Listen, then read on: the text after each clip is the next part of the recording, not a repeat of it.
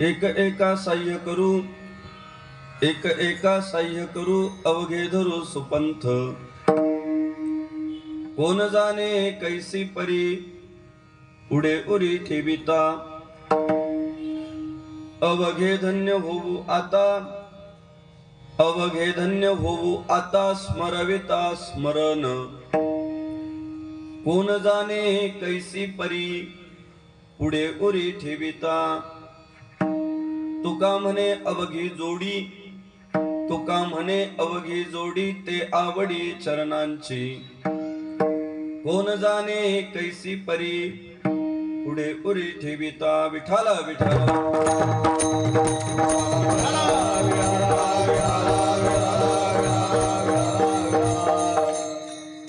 महायोग पीठे तटे भीमारथ्या, वरम पुंडरीकाय दातुं मुनींद्रैः.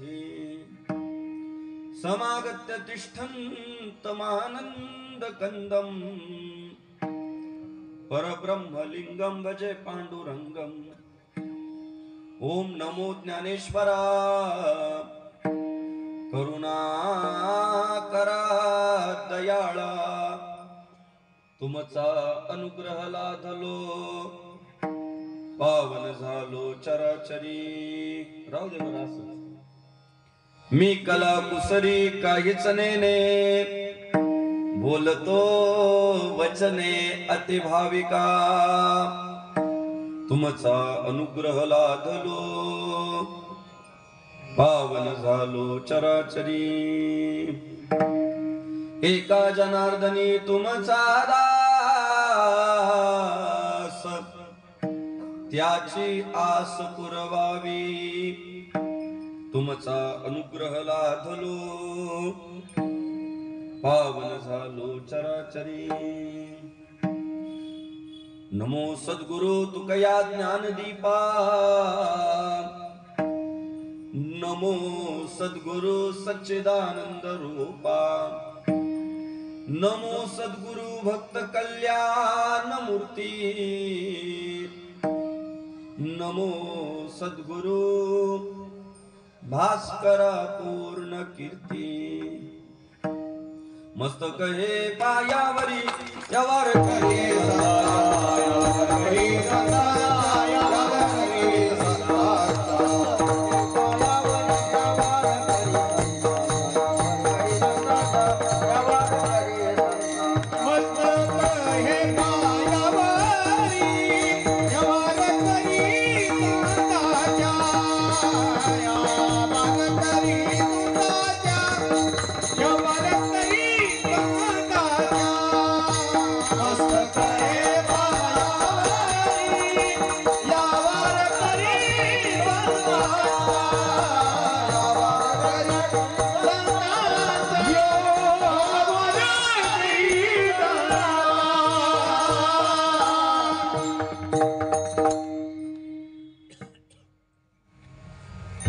एक एका साह्य करू, एक एका साह्य करू, अवघे धरू सुपंथ.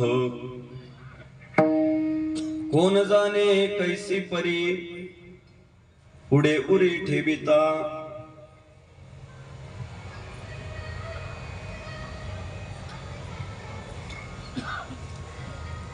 दिवसेंदिवस हवामानाची गॅरंटी संपत चालली. हे 3 विश्वासाचे ऋतू होते आपल्याकडे. डीजेचे बॉक्स आहे गवद्याचे, आता इको बंद कर बरं,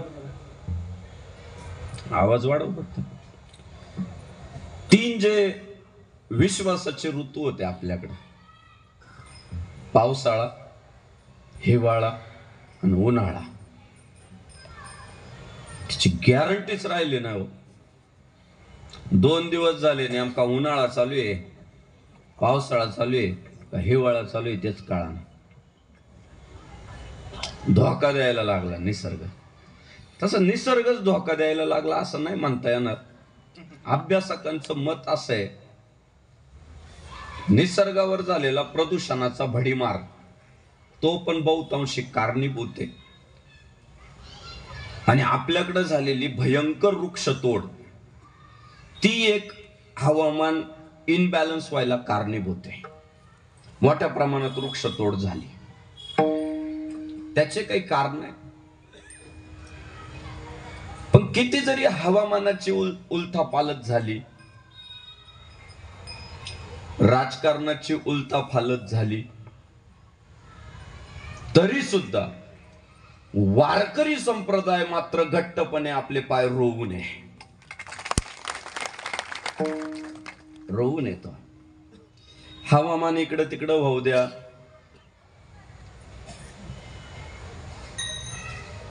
राजकीय घडामोडी इकडं तिकडं होऊ द्या,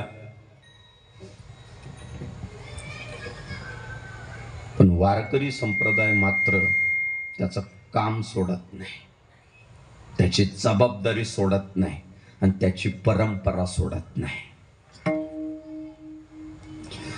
दरवर्षी आषाढी वारी जवळ आली ना की वर्तमानपत्रांना, दूरदर्शनला एक बातमी लावली जाते की यंदा पाऊस वेळेवर न झाल्यामुळं आळंदी पंढरपूरच्या वारीला वारकऱ्यांची संख्या कमी असेल, अशी एक अगोदर बातमी लावता. कारण पेरण्या झालेल्या नाहीये, शेतकऱ्यांचे काम मार्गी लागलेले नाहीयेत, म्हणून संख्या कमी असेल असं सांगितलं जात. पण एकदा का तो प्रस्थानचा दिवस जवळ आला का प्रशासनाची धांदल उडवायचं काम वारकरी करतातच. बसेस कमी पडणारच, टॉयलेटचा तर विषयच नाही, टॉयलेट कमी पडणारच, पाण्याचे टँकर कमी पडणारच, प्रशासनाला धावायला पळायला लावतातच वारकरी. दरवर्षी म्हणतात यंदा संख्या कमी राहील, वारकरी वाढतच चालले. दरवर्षी तुम्ही बघा आळंदी पंढरपूरच्या वारीला वारकरी वाढतच चालले, कमी होत नाही. वैशिष्ट्य तुम्हाला सांगतो, कुठं जाहिरात लावली जात नाही. होर्डिंग भाड्याने घेतले, युट्यूबला जाहिराती लावल्या, सोशल मीडियावर जाहिराती लावायचं काम केलं, दूरदर्शनला जाहिराती लावल्या, अजिबात नाही. जाहिरातीवर एकही रुपया खर्च न करता लाखो जनसमुदाय जमावणारा महाराष्ट्रात कोण असेल तर वारकरी संप्रदाय. एकही रुपया जाहिरातीवर खर्च न करता लाखो समाज जमावणारा आपला वारकरी संप्रदाय. जमतातच लोक, दरवर्षी वाढत वाढत वाढत जातात. या महाराष्ट्राच्या समाज रचनेचा अभ्यास करून, इथल्या अर्थव्यवस्थेचा अभ्यास करून, काही पोट भरू जे लोक आहेत की महाराजांनी सांगितल्याप्रमाणे पोटासाठी संत झाले कलित बहुत, अध्यात्माच्या नावाखाली आपलं पोट भरलं गेलं पाहिजे असे काही स्वार्थी भामटे या महाराष्ट्रातली अर्थव्यवस्था पाहून, या महाराष्ट्रातली मानसिकता अभ्यासून स्वतःला प्रमोट करण्याचा प्रयत्न करतात. शहरांच्या ठिकाणचे महत्वाचे होर्डिंग विकत घेतात कि वो अमुक अमुक आने वाले हैं, 3 महीने बाद आने वाले हैं, सत्संग होगा, अमुक होगा, तमुक होगा. जमावतात पण लोक जाहिरातीच्या जोरावर. जाहिरातीच्या जोरावर एजंट्स त्यांनी नेमलेले असतात भागाभागामध्ये. तुमची जबाबदारी एवढे माणसं घेऊन यायचे, तुमची जबाबदारी एवढ्या घरांमध्ये बाबाचे फोटो लागलेच पाहिजे, तुमची जबाबदारी एवढ्या पोरांच्या दप्तरांमध्ये बाबाचे ताईत गेलेच पाहिजे. आणि असे एजंट्स नेमले जातात. जाहिरात मोठ्या प्रमाणात केली जाते, लोक जमतात. पण माझं निरीक्षण तुम्हाला सांगतो, तो लोक जमावणारा एकदा मेला का भक्त विखुरले जातात, पांगले जातात. भक्तांनाच कळत नाही आता काय करायचं, भक्त आदांतरी पडतात. मी महाराष्ट्राच्या मातीतले तुम्हाला असे कितीतरी संप्रदाय, पंथ दाखवतो की ज्या संप्रदायाचा, पंथांचा प्रमुख मेला आणि तो पंथ संपला.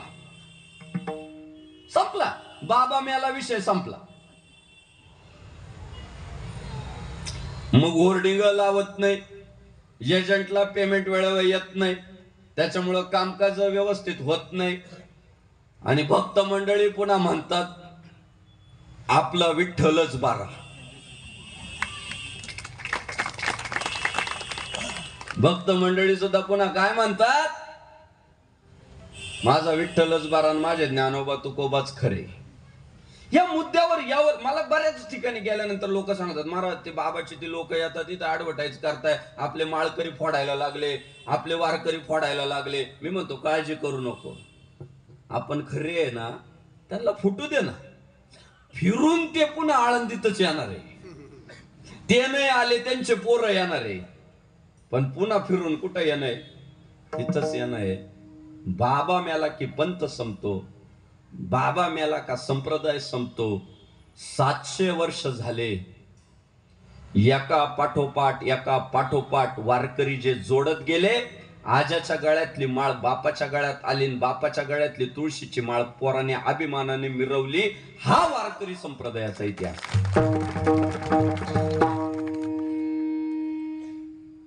वाढतच गेला, हा थांबलाच नाही. एक एक एक पाऊल पुढं पुढं पुढं टाकत गेला. बरं याला काय संकट आले नाही असतला काही भाग नाही. बाप रे बाप, वेगवेगळ्या राजकीय सत्तांनी थैमान घातलं, वेगवेगळ्या राजकीय सत्ता आल्या गेल्या,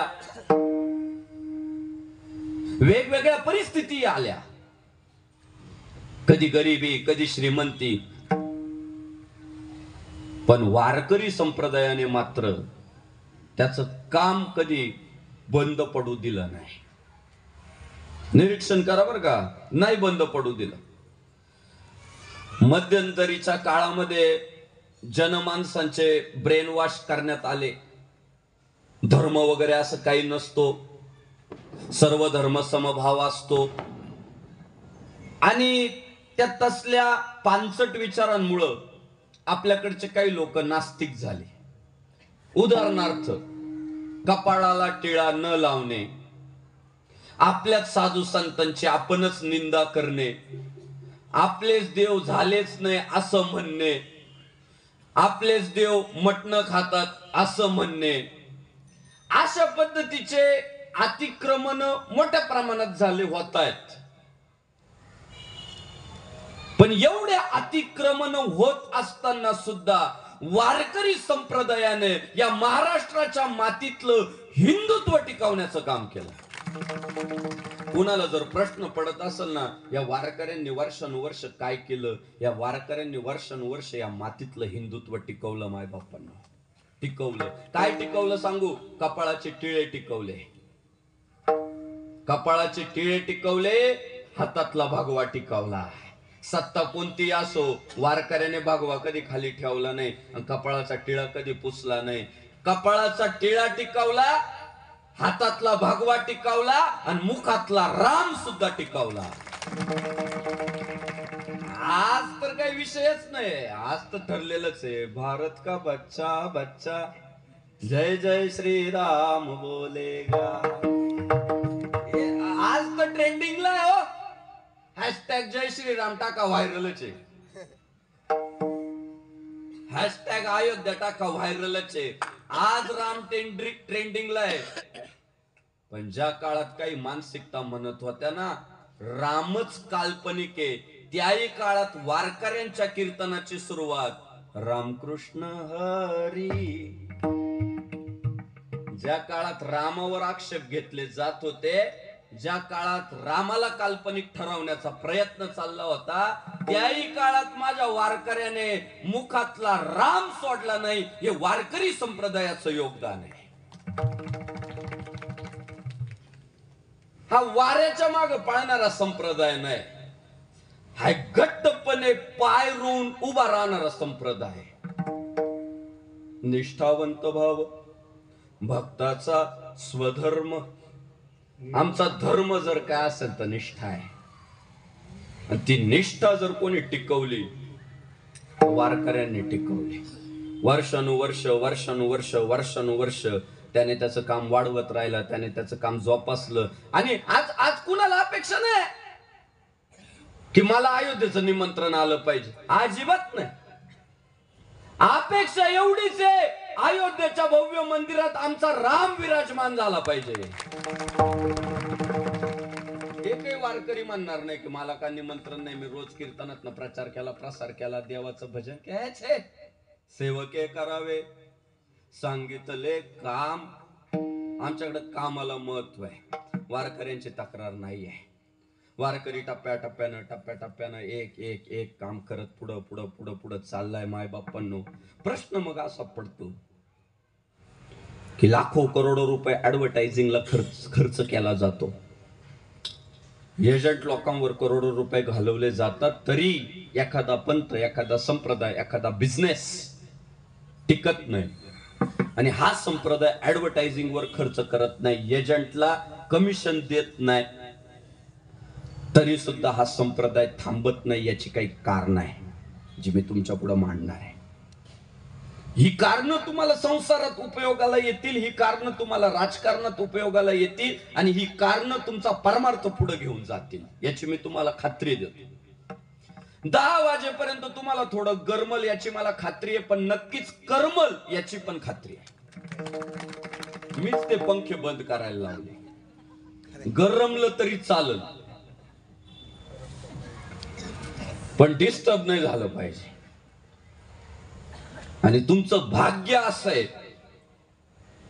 की मुंबई सारख्या ठिकाणी भगवत भक्ती करण्यासाठी तुमच्याकडे एवढं मोठं व्यासपीठ आहे.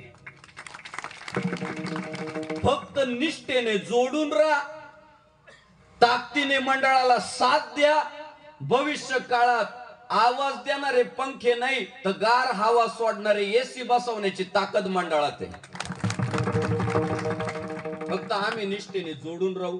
एक एक एक पाऊल 17 वर्षात जे सकारात्मक बदल झाले ते तुमच्या समोर आहे, मी सांगायची गरज नाही. छोट्या मंडपातला सप्ताह मोठ्या मंडपात आला, 100 लोकांतला उत्सव आज मोठ्या जनसंख्येत रूपांतरित झाला. सकारात्मक बदल 17 वर्षात झालेले, इथून पुढच्याही काळात होत राहणार आहे. वारकरी संप्रदाय जो पाय रोवू नये, त्यातलं एक पहिलं महत्वाचं कारण सांगतो. या संप्रदायातले काम करणारी माणसं स्वतःला मोठं म्हणत नाही तर पुढच्याला मोठं मानतात, हे वैशिष्ट्य आहे. बघा बरं का, एक एक गोष्ट शिकत चाला. जीवनाच्या प्रत्येक क्षेत्रात तुम्हाला कामाला येणारी गोष्ट असणार आहे. या संप्रदायाचा संस्थापक आहे ज्ञानदेवे रचिला पाया, उभारिले देवालया. भगवान श्री ज्ञानेश्वर महाराजांनी या भक्ती मंदिराचा पाया रचलाय. सगळे त्यांना आपले वाटले, हे विश्वची माझे घर, ऐसी मती जयाची स्थिर, किंबहुना चराचर आपण जाहला. भगवान श्री ज्ञानेश्वर महाराजांना संपूर्ण विश्व हे माझं कुटुंब आहे, अशा पद्धतीने जाणीव निर्माण झाली. आणि भगवान श्री ज्ञानेश्वर महाराजांनी संकल्प केला की आता या जगतामध्ये कोणी दुःखी असता कामा नाही, तर अवघा संसार सुखाचा झाला पाहिजे, असा संकल्प करणारे माझे ज्ञानराज माऊली. अवघाचे संसार सुखाचा करीन, आनंदे भरीन,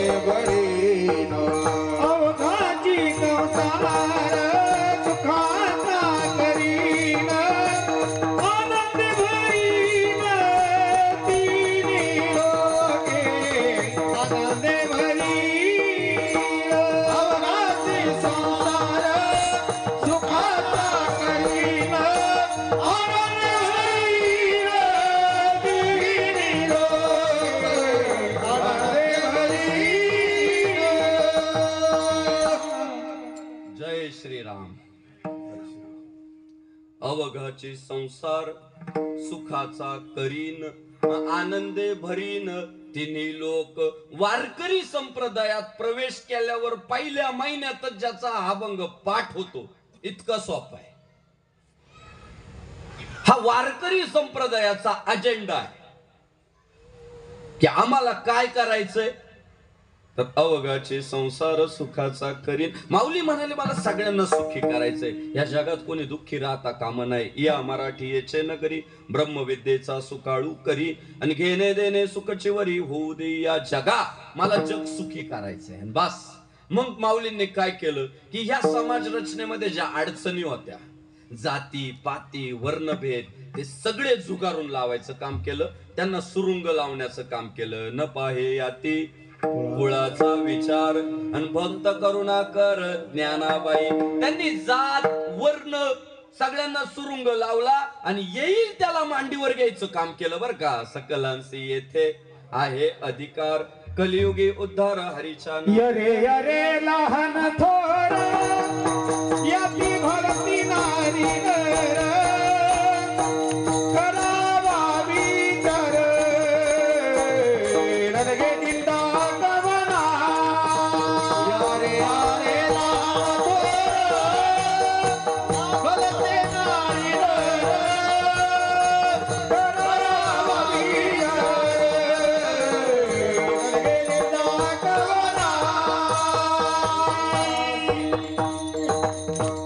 जय श्रीराम. यारे यारे लहान थोर याती बलती नारी नर, करावा विचारन लगे चिंता कवनासी. लहान थोरांना एकत्र करणार हे व्यासपीठ आहे बघा. हा मंडप ओलांडला तर कोणीतरी साहेब आहे, कोणीतरी शिपाई आहे. पण एकदा का मंडपात आला का शिपाई साहेबाच्या मांडीला मांडी लावून बसतोय, कार्यकर्ता अध्यक्षाच्या मांडीला मांडी लावून बसतो, आणि सुनबाई सासूच्या मांडीला मांडी लावून बसते. का? बाहेर लहान मोठे पण असू शकतं, पण एकदा का मंडपाची पायरी आत वलांडली का सगळे काय सारखे, सगळे सारखे. भगवान श्री ज्ञानेश्वर महाराजांनी काय केलं, सगळ्यांना मांडीवर घेतलं आणि महाविष्णूचा अवतार सखा माझा ज्ञानेश्वर. भगवान श्री ज्ञानेश्वर महाराज महाविष्णूचा अवतार आहे, ज्ञानी आहेत. कल्पकल्पांती सत्यवादाचं तप केलंय. पण भगवान श्री ज्ञानेश्वर महाराज दादा काळ असा होता, धुमावर मारू नका, काळ असा होता की हिताचा विचारच कोण करीत नव्हतो. समोरच्याला होरपळून कसं मारता येईल आणि वापरून कसं घेता येईल असा काळ होता. समोरच्याचा जास्तीत जास्त उपयोग कसा करून घेता येईल माझ्यासाठी असा काळ होता. त्या काळात भगवान श्री ज्ञानेश्वर महाराज म्हणतात, तरी अवधान एक वेळ देईजे, मग सर्व सुखासी पात्र होईजे. आणि हे प्रतिज्ञोत्तर माझे उघड ऐका. भगवान श्री ज्ञानेश्वर महाराज म्हणतात, बाबांनो तुम्ही माझ्याकडे लक्ष द्या आणि मी तुम्हाला सर्व सुखाचा अधिकारी करतो. ज्या काळात माणूस दुःखी होता, सुखाचा मार्ग सांगणार कोण नव्हतं, त्या काळात हे व्यक्तिमत्व म्हणतंय मी हाय, मै उना म्हणतात माऊली महाराज. किती ऍटिट्यूड यायला पाहिजे होता. बरं पर्याय नव्हता माऊलींशिवाय, दुसरा पर्याय काय होता? नव्हताच, पर्यायच नव्हता. आणि पर्याय नसल्यामुळे ज्ञानेश्वर महाराजांना आई म्हटलं, कारण आईला पर्याय नसतो दुसरा. बायकोला पर्याय असू शकतो गर्लफ्रेंड, भावाला पर्याय असू शकतो मित्र, आत्याला पर्याय असू शकते मावशी. आईला काय पर्याय असतो? आईला पर्यायच नसतो. आई ती आई असते. आणि त्या काळात ज्ञानेश्वर महाराजांना पर्यायच नव्हता समाजाला दुसरा, म्हणून आई म्हटलं गेलं. मग मला सांगा आईला किती ऍटिट्यूड यायला पाहिजे होता? ज्ञानेश्वर महाराजांनी अशी छाती काढून चालायला पाहिजे होतं, म्हणायला पाहिजे ज्ञानेश्वर खडा तो सरकार से बडा, म्हणायला पाहिजे होतं ना, म्हणायला पाहिजे होतं ज्ञानेश्वर शिवाकडं स्मशानात लाकडं. ऍटिट्यूड यायला पाहिजे होता, अहंकार व्हायला पाहिजे होता, छाती काढून चालायला पाहिजे होतं. ते भगवान श्री ज्ञानेश्वर महाराज तुमच्या आमच्या पुढे बसून काय म्हणतात माहितीये? अहो पुढे ज्ञानेश्वरी ऐकायला लोक बसलेले आणि सगळ्या समाजाला हात जोडून माऊली म्हणतात, प्रभू तुम्ही महेशाची या मूर्ती, मी दुबळा, स्वतःला दुबळा म्हणतात, मी दुबळा अर्चितसे भक्ती, आणि म्हणून बेल जरी गंगावती तरी स्वीकाराल की. ज्ञानेश्वर महाराज म्हणतात, मायबाप तुम्ही अज्ञानी नाहीये, तुम्ही महेशाची म्हणजे साक्षात शिवाची रूप आहे, आणि मी जी ज्ञानेश्वरी सांगतोय ही तुम्हा शिवाच्या रूपांची केलेली भक्ती आहे, सेवा आहे. म्हणजे काय काय विठ्ठलपंत रुक्मिणी आईसाहेबांनी नररत्न जन्माला घातलं होतं की त्याला पर्याय नाही. महाराज एखाद्या दुकानदाराला पर्याय नसला ना ते ग्राहकांना हिडीस पिडीस करतय का, माझ्याशिवाय पर्यायच नाही. जेव्हा शेजारी दुकान होतं तेव्हा मग हात जोडायला सुरुवात करीत की नाही बाबा आता नीट वागलं पाहिजे का, आता ग्राहकांना पर्याय उभा झाला. पर्याय नसलं बघा नुसती रेल्वे स्टेशनचे तिकीट देणारे नुसती फेकाफेक करतात का, पर्याय नाही ना लोकांना. माऊलींना पर्याय नाहीये दुसरा, पण माऊलींच्या ठिकाणी नम्रता किती, विवेक किती. ज्ञानदेव म्हणे गुरुचा मी दास, स्वतःला दास म्हणून घेताय, अवतार तर महाविष्णूचे, पण म्हणतात मी गुरुचा दास आहे. श्री गुरु सारिका असता पाठीराखा, इतरांचा लेखा कोण करी. किंमत गुरुला देतात आणि तुम्हाला आम्हाला शिवाची रूप म्हणतात. तुम्हाला सांगतो संस्थापक जेव्हा एवढा विनम्र असतो तेव्हा त्याने केलेल्या परंपरेला, सुरू केलेल्या परंपरेला कधीच धोका नसतो.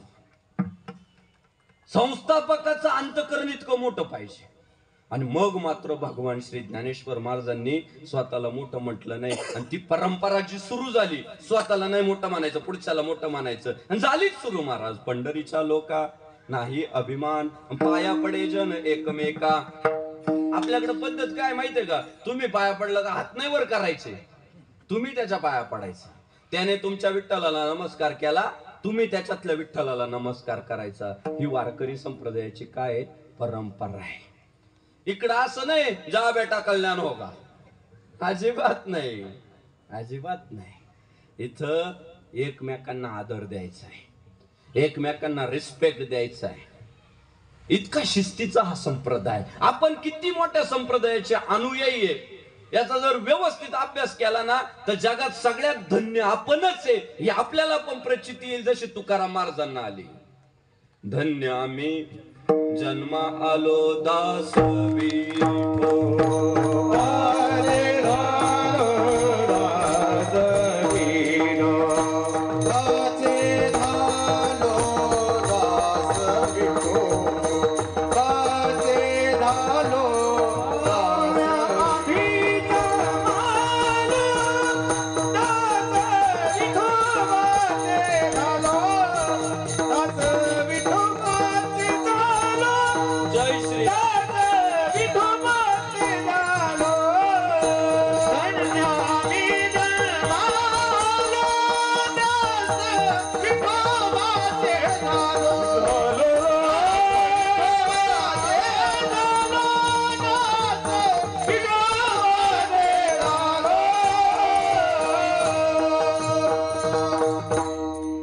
व्यवस्थित जर आपली परंपरा समजून घेतली तर तुम्हाला आम्हाला सुद्धा तोच अनुभव येईल. धन्य आम्ही जन्मा आलो दास विठोबाचे झालो. कोणतरी अंधश्रद्धा पसरवणारा, खोटं बोलणारा, त्याचे गंडे दोरे आमच्या गळ्यांमध्ये नाही, त्याचे अंगारे दुपारे आमच्या घरांमध्ये नाहीये, तर ज्ञानोबा तुकोबांच्या ज्ञानेश्वरी गाथा आमच्या घरात आहे याचा अभिमानच वाटेल. की जो परिस्थितीपासून पळत नाही, जो परिस्थितीशी दोन हात करतो, आलिया भोगासी असावे सादर आणि देवावरी भार घालून या, तो घाबरत नाही, तो परिस्थितीला फेस करतो, तो अंधश्रद्धेला बळी पडत नाही, तो उलट म्हणतो ठेविले अनंते तैसेची राहावे आणि चित्ती असू द्यावे समाधान. वारकऱ्याचं वैशिष्ट्य असं आहे, सुखात माजणार नाही, होतो माजणारच नाही. आणि वारकऱ्याचं वैशिष्ट्य आहे दुःखात खचणार पण नाही खाचणार. तो फेस करेल परिस्थितीला, तो सुखाला पण विनम्रतेने सामोरे जाईल आणि दुःखाला सुद्धा छाती काढून पुढे जाईल. हे वारकऱ्याचं वैशिष्ट्य. बरे झाले देवा निघाले दिवाळे, बरे झाले देवा निघाले दिवाळे, दुनिया दुताळे दुनिया दुताळे.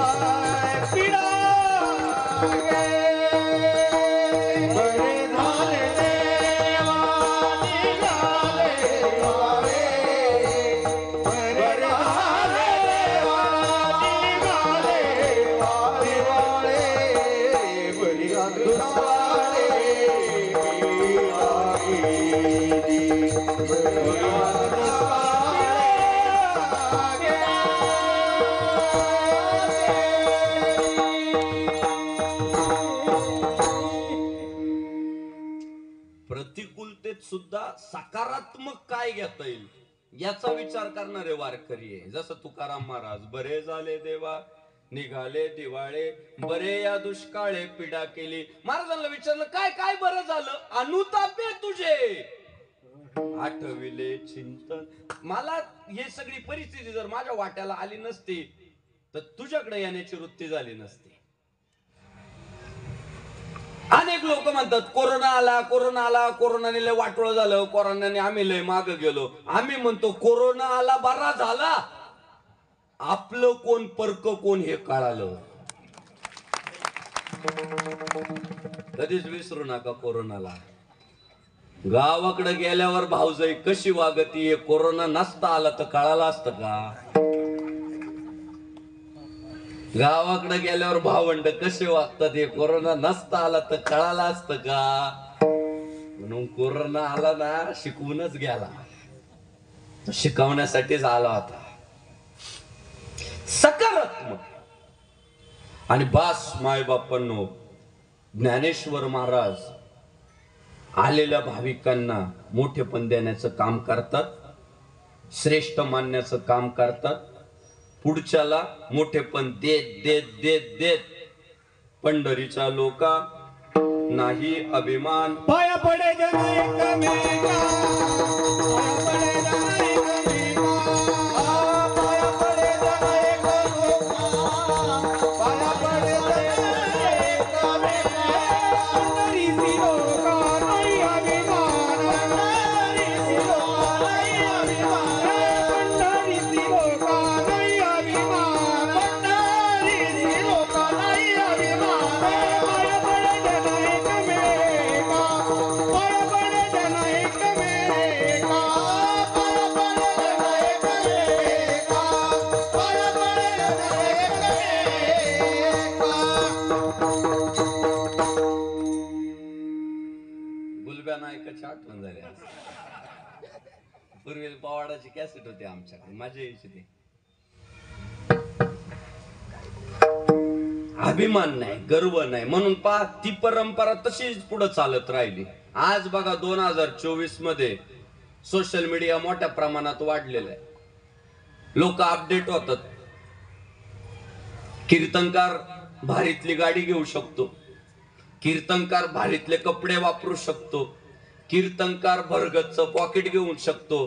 पण इथं उभं राहिल्यावर ज्ञानोबा तुकोबा काय म्हणतात हेच सांगावं लागतंय. ते नाही बदलता येत, ते नाही बदलता येत. इथं उभं राहिलं ना, संग्राम बापू भंडारीला काय वाटतं याला काहीच किंमत नाही, ज्ञानोबा तुकोबांना काय वाटतं यालाच किंमत आहे. इथं भजन जरी करायचं झालं तरी ज्ञानोबा तुकाराम, ज्ञानोबा तुकाराम. बरोबर आहे का नाही? उद्या संग्राम बापू म्हणाल नाही बा माझ्या इंस्टाग्रामला लय फॉलोअर्स वाढले, आता किती दिवस झाले ज्ञानोबा तुकाराम, जरा बदल करू, संग्राम बापू भंडारे पाटील. तुम्ही काय म्हणाल? बघून घेतो सुभाष महाराजांना कीर्तन संपल्यावर. कोण येडा आणला आज धरून? नाही महाराज, काळ किती बदलला तरी संस्कार तेच पुढे घेऊन चालावे लागतात, परंपरा तीच पुढे घेऊन चालावी लागते. आणि हे बघा 2 तास किती ज्ञान पाजळलं ना, आपला संप्रदाय किती मोठा आहे तुम्हाला सांगतो. 2 तास किती ज्ञान पाजळलं, मोठ्या मोठ्या गप्पा सांगितल्या, चांगली चांगली प्रामाणिक दिली, तरी शेवट आहे ना, शेवट हात जोडायचे. काय म्हणायचं माहितीये? बोलिलेले कुरे वेडी वाकुडी उत्तरे, करा क्षमा अपराध महाराज तुम्ही सिद्ध. 2 तास किती ज्ञान पाजळलं, मोठ्या मोठ्या गप्पा मारल्या, तरी शेवटी गप हात जोडायचे. आणि मी लेकरू आहे आणि वेड वाकड बोबड जे बोललो, चुकला असेल तर मला माफ करा, असं म्हणणारा वारकरी संप्रदाय म्हणून तो टिकून आहे. हा अर्ध्या हळकुंडात पिवळा झालेला संप्रदाय नाहीये. कीर्तनकार येत राहतील जात राहतील, वादक येत राहतील जात राहतील, टाळकरी येत राहतील जात राहतील, गायक येत राहतील जात राहतील, श्रोते येत राहतील जात राहतील. ज्ञानोबा तुकोबांचे अभंग संपत नाही, हे संप्रदायाचं वैशिष्ट्य आहे. ते अभंग आहे. त्यांना भंग नाहीये. आणि म्हणून हा संप्रदाय पाय रोवून आहे. महाराज बघा ती तशा पद्धतीने पायाभरणी केल्यामुळे ज्ञानेश्वर महाराजांनी पाया रचला. आणि बघा बरं का ती विनम्रतेची, तो विवेकाचा धडा पुढं कसा चालला बघा. शेवटी काय येत वडील जे करीती तया नाम धर्म ठेवीती. संस्थापकाचे गुणधर्म कार्यकर्त्यांमध्ये ऑटोमॅटिकली येतात. संस्थापकच जर ऍटिट्यूड वाला असला तर कार्यकर्ते स्वतःला संस्थापक समजतात. काही काही बघा नेत्या म्हणजे चहापेक्षा किटल्या गरम आहे काहींच्या. आता काय काही गोष्टी ओपन नाही बोलते, पण काही काही पक्षांचे संस्थापकच ऍटिट्यूड वाले, त्यामुळे कार्यकर्ते तसंच वागायला पाहतात. नाही, संस्थापकाचे गुणधर्म कार्यकर्त्यांमध्ये येतात. माऊलींचे गुणधर्म पुढे कसे संक्रमित झाले बघा. ज्ञानेश्वर महाराजांनी समाधिस्थ झाले, त्यानंतर नामदेव महाराजांनी भूमान पर्यंत पंजाब पर्यंत या वारकरी संप्रदायाचा प्रचार प्रसार करण्याचं काम. नाचू कीर्तनाचे रंगी अज्ञानदीप लावू जगे. ज्ञानेश्वर महाराज या भक्ती मंदिराचे विस्तार झाले आणि पुढे या भक्ती मंदिराला लाभले शांती ब्रह्म पैठण निवासी एकनाथ महाराज. महाराज हो ऐका बरं, जीवाचे कान करून ऐका. भानुदासाचे कुळी महाविष्णूचा अवतार. अहो शांती ब्रह्म एकनाथ महाराज सुद्धा महाविष्णूचे अवतार. भानुदास महाराजांच्या कुळात जन्म कमी कशाचीच नाही. घरात ज्ञानाची परंपरा आणि हो खिस्सा पण गरम होता बरं नाथ बाबांचा. म्हणजे काय असं काय नव्हतं बा घरी लय हालाकीचे दिवस आहे. अहो इतिहास सांगतो की लोकांना कीर्तन प्रवचनाची आवड निर्माण व्हावी म्हणून कीर्तन प्रवचनाला येणाऱ्या लोकांना गुळ वाटणारा पहिला महात्मा म्हणजे शांती ब्रह्म एकनाथ महाराज आहे. की बाबा तुम्ही गुळाच्या आशेने तरी याल, प्रवचन संपलं की गुळ वाटल. आणि गुळ वाटत होते नाथ बाबा. परवा कीर्तनात मला एक जण म्हणाल गुळ तर वाटत होते. अरे बाबा 2024 मध्ये गुळ इतका किरकोळ झाला की गुळाला व्हॅल्यूच नाही राहिली. कीर्तनकारा कुठं ठेवलेला गुळ कुणी खाते का? त्या गुळालाच व्हॅल्यू नाही राहिली ना.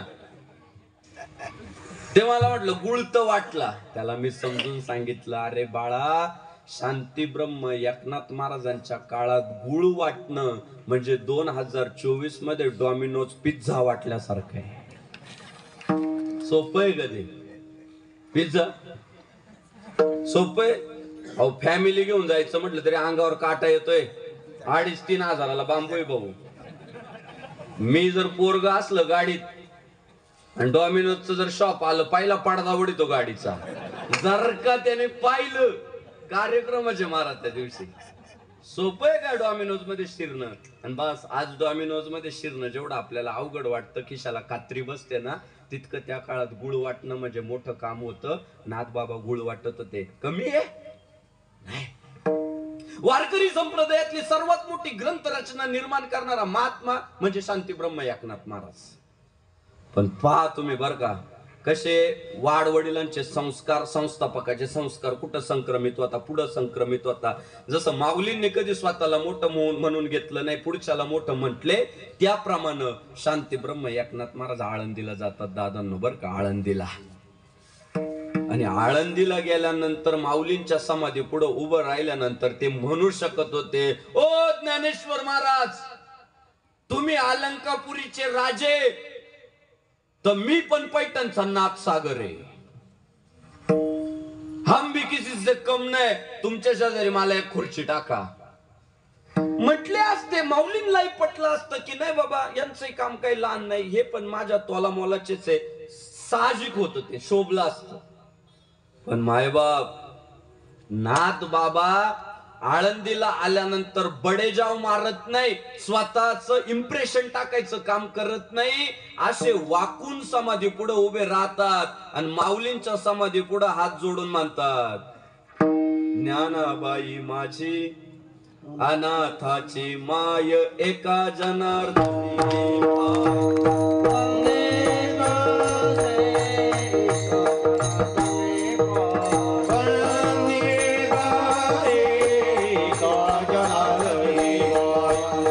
वंदे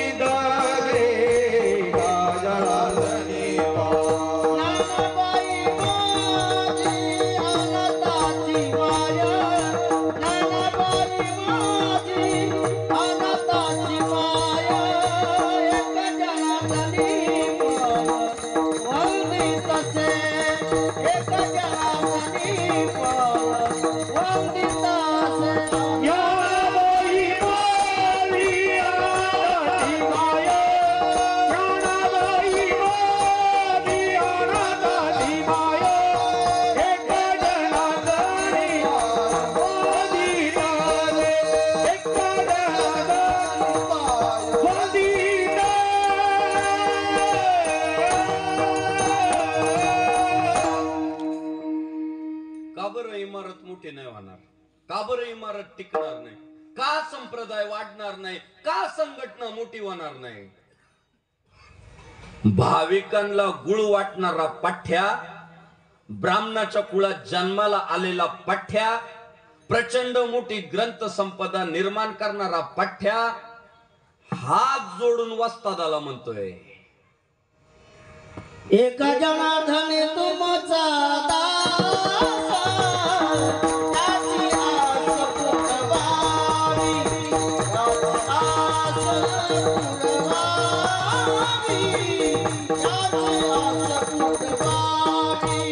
पुरवावी, आस पुरवावी,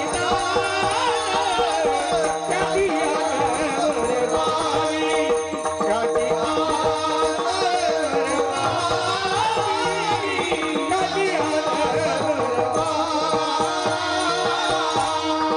त्याची एका जनार्दनी तुमचा मी दास, आणि त्याची आस पुरवावी ज्ञानाबाई माझी अनाथाची. स्वतःला अनाथ म्हणून घेतात आणि तुम्ही आमची सगळ्यांची आई म्हणतात. नातं घट्ट झालं, संघटना मजबूत झाली आणि संप्रदाय पुन्हा वाढायला सुरुवात झाली. नाथबाबांनी जोरदार काम केलं, प्रचार प्रसार वारकरी संप्रदायाचा केला. वारकऱ्यांनी गौरवानं तुळशीच्या माळा मिरवल्या, कपाळाचे टिळे मिरवले, हातातले भगवे मिरवले आणि मुखातला राम टिकावला. झाला काळ पुढं पुढं पुढं, काळ तर काही थांबत नाही. शांती ब्रह्म एकनाथ महाराजांनी जलसमाधी घेतली आणि बघा बर का हो, पुढं ह्या परंपरेला कळसचे लाभले ते जगद्गुरु भगवान श्री तुकाराम महाराज आहे. आणि वारकरी संप्रदायाचं वैशिष्ट्य असं आहे, पाया जितका मजबूत आहे तितकाच कळस सुंदर आहे. इमारतीला पूर्णत्व कधी येतं? पहिला पाया भक्कम पाहिजे आणि दुसरं म्हणजे कळस देखना पाहिजे. जसं आज अयोध्येच्या राम मंदिराचं वैशिष्ट्य काय? मी माझे मित्र सुभाष महाराजांना धन्यवाद देतो की एवढं क्लोज राम मंदिर मी मुंबईत आल्यावर पाहिलं. तुम्हाला प्रत्येक कप्पा न कप्पा राम मंदिराचा दिसेल का? झूम करून टाकला त्यांनी.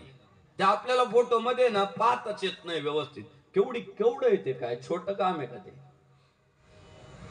पण पाया पण असला मजबूत केलेला आहे आणि कळसही तितकाच देखना केलेला आहे.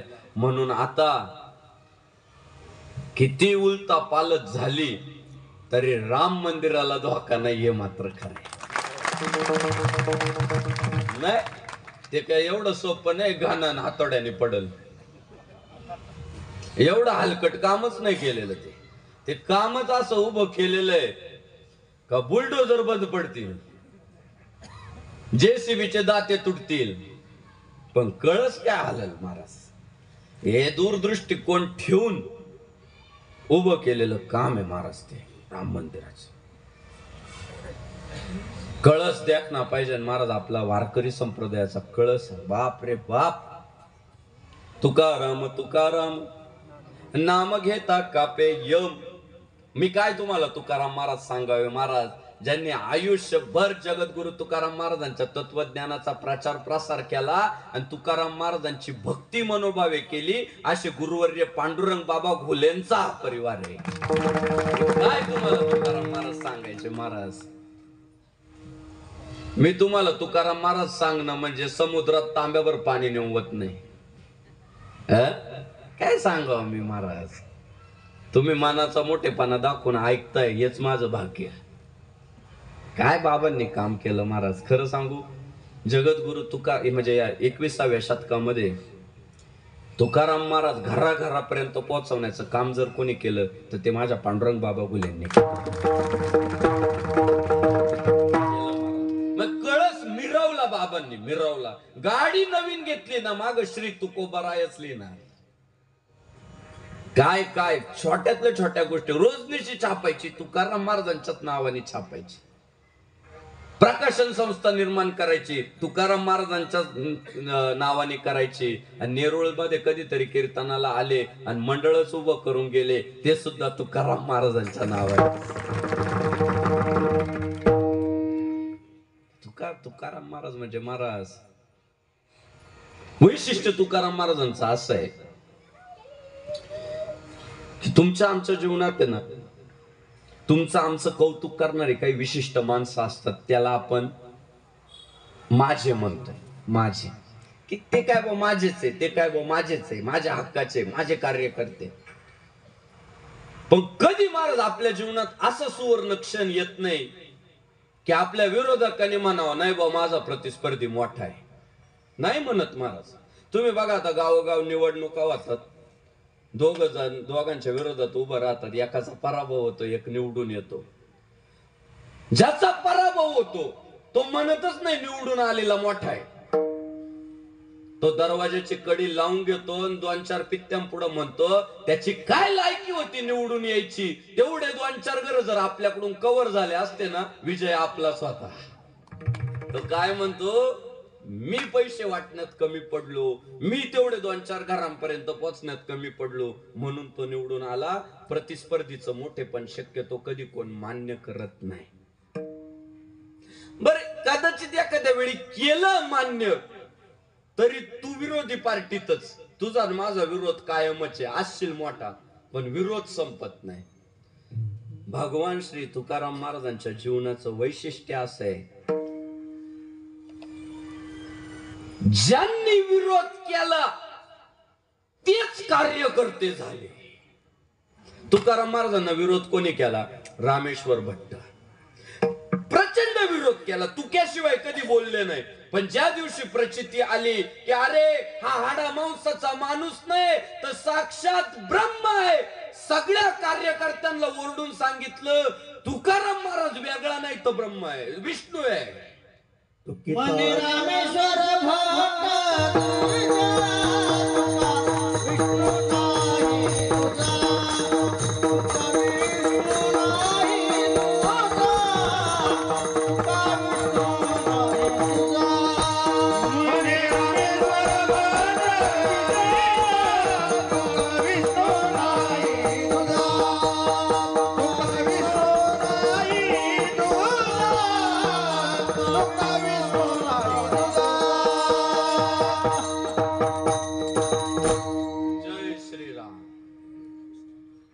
म्हणजे ब्राह्मण. सगळ्या ब्राह्मणांना हाक मारून सांगितलं, कोणी माहितीये का? अध्यक्षांनी पक्ष प्रमुखांनी सांगितलं, ए बाबांनो, ज्याचा आपण विरोध करतोय तो साक्षात महाविष्णू आहे. विष्णू आणि तुका हे दोघं वेगळे नाही, हे सांगितलं. महाराज, याच्यापेक्षा मोठा सुवर्ण क्षण काय असतो जीवनातला? म्हणजे विरोधी पक्षाचा पक्ष प्रमुखच पार्टीत आला डायरेक्ट, अख्खाच्या अख्खा समाज घेऊन. हे सुवर्ण क्षण सगळ्यांच्या वाट्याला नाही येत. कधीतरी तुकाराम महाराजांच्या सारख्यांच्या वाट्याला येतात, आणि कधी कधी नरेंद्रभाई मोदी सारख्यांच्या वाट्याला येतात. हे असे प्रसंग सगळ्यांच्या वाट्याला नाही येत. कधीतरी विरोधक म्हणतात की नाही बुवा, त्यांच्याशिवाय पर्यायच नाही, आणि आपणही त्यांच्यात सहभागी झालं पाहिजे. हे सुवर्ण क्षण म्हणजे सुवर्णाक्षरांनी लिहून ठेवावे असे काही घटना असतात. त्या तुकाराम महाराजांनी पाहिल्या. ज्यांनी गाथा बुडवल्या त्यांनीच गाथा डोक्यावर घेतल्या, ज्यांनी विरोध केला त्यांनीच तुकाराम महाराजांच्या आरत्या केल्या. तुकिता तुलनेसी ब्रह्म तुकासी आले, आणि म्हणून रामेश्वरे चरणी मस्तक ठेविले. अहो, काय छाती फुगायला पाहिजे होती दादा, काय अंग करवायला पाहिजे होता की अरे आता विरोधकच नाही राहिला, प्रतिस्पर्धीच शिल्लक नाही राहिला. आळंदीला आले आणि ज्ञानेश्वर महाराजांना सुद्धा या घटनेचं कौतुक वाटलं. अरे, एवढा धर्मनिष्ठ माणूस, एवढा कट्टर माणूस, एवढा विरोध झाला तरी थांबला नाही, चालत राहिला. माऊलींना कौतुक वाटलं असेल, आणि माऊली म्हटले असतील, तुका ये मला आलिंगन दे, माझ्या जवळ बस, असं कदाचित त्या समाधीतून माऊली म्हटले असतील. पण तुकाराम महाराज स्वतःला संस्थापकाच्या पुढे इतकं स्वतःला छोटं समजतात, इतकं लहान समजतात. ज्ञानेश्वर महाराजांना हात जोडतात आणि म्हणतात, ओ ज्ञानेश्वर राया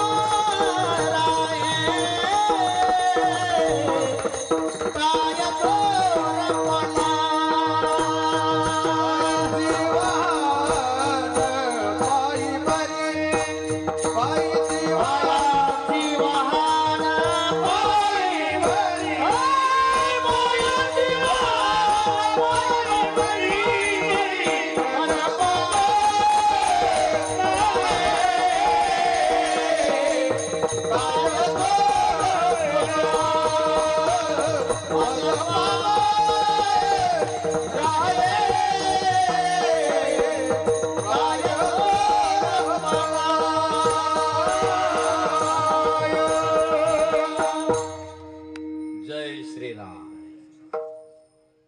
अहो आज हा जय श्रीराम. मज पामर आहे काय थोरपण पायीची वाहन पायी बरी. भगवान श्री ज्ञानेश्वर महाराजांना तुकाराम महाराज हात जोडून म्हणतात, महाराज पायातली चप्पल पायात राहू द्या, मला कशाला मोठं म्हणतात, मी मोठा नाहीये. हे कोण म्हणतंय? जो मोठा आहे. जो मोठा आहे तो स्वतःला म्हणतोय की नका आम्हाला मोठं म्हणू नका. म्हणजे बघा, अहो चप्पल म्हणून घेणं सोपं आहे स्वतःला. अहो नुसतं एखादं चप्पल काढीन म्हटलं तर आपली तळपायाची आग मस्तकाला जाते. चप्पल नाही म्हटला, त्याची चप्पल काढीन म्हटला, आपल्याला नाही चप्पल म्हटला तरी राग येतो. अहो एवढी खालच्या दर्जाची वस्तू आहे, एखाद्याचा जर पराकुटीचा अपमान करायचा असला ना तर त्याच्या गळ्यात कशाचा हार घातला जातो? शापलांचा घातला जातो का नाही? काय एवढं काय त्याच्यात? मी तर परवा म्हटलं सगळ्या जर वुडलँडच्या असल्या तर लोकोपती होईल ना पुढचा. स्वस्त राहिल्या काय चपला? पण एखादा कीर्तनकार कधी सुभाष महाराजांना फोन करून म्हणणार नाही बा माझ्या चपला जुन्या झाल्या, तेवढा उद्या एक चपलाचा हार सांगा आपल्याला. म्हणाल का? म्हणल नाही म्हणू शकत, कधीच नाही म्हणू शकत. चप्पल आहे महाराज, ती किती महागाची असली तरी तिला देवळात प्रवेश नाहीये, बाहेर काढावी लागते ती. इतक्या खालच्या दर्जाची वस्तू आहे. तुकाराम महाराज म्हणतात, मी तुमच्या पायातली चप्पल आहे, हे विनम्रतेची पराकुटी आहे, हा विनम्रतेचा कळस आहे. म्हणून तुकाराम महाराज संप्रदायाचे कळस आहे. म्हणून आहे महाराज. आणि ते जगद्गुरु भगवान श्री तुकाराम महाराज संप्रदायाचे कळस झाले. ज्ञानेश्वर महाराजांच्या बोलण्याला कधी फाटा फोडला नाही. मार्ग दाऊनी गेले आधी दयानिधी संत तेनेच पंथे चालो जाता न पडे गुंता कोटे काही. बघा, प्रत्येक संतच बोलणं हे ज्ञानेश्वर महाराजांच्या बोलण्याला धरून आहे, सोडून कधीच नाहीये. सोपं बोलतो मी. 700 वर्षापूर्वी ज्ञानेश्वर महाराज म्हटले, हरिमुखे म्हणा, हरिमुखे म्हणा, पुण्याची गणना कोण करी. 700 वर्षापूर्वी सांगितलं, तुम्ही मुखाना हरी म्हणा, तुम्हाला पुण्य मिळेल. नाथ बाबा आले, माऊलीचंच बोलणं जशाला तसं पुढे घेऊन चालले. हरिमुखी गाता हरपली चिंता आणि त्यांना हे मागोता जन्म घेणे. जशाला तसं काय फरक नाही, बस हरीच मा. बर तुकाराम महाराज आल्यावर तर बापरे, सत्या सत्यासी मन केले वाहीन, मानिले नाही बहुमता. ते तर जगाला किंमत न देणारा महात्मा म्हणजे तुकाराम महाराज. जगापेक्षा मला काय वाटतं याला जास्त प्राधान्य देणारे तुकाराम महाराज. त्यांना म्हणता आलं असतं हे ते लय जुना काळ झाला ज्ञानेश्वर महाराजांचा, नाथ बाबांचा. आता मी वेगळं काहीतरी सांगतो, अजिबात नाही. माऊली म्हटले ना, हरिमुखे म्हणा, हरिमुखे म्हणा, पुण्याची गणना कोण करी. नाथ बाबा म्हटले ना, हरिमुखी गाता हरपली चिंता, त्यांनाही मागुता जन्म घेणे. तेच नाम संकीर्तन साधन पैसोपे जळतील पावे.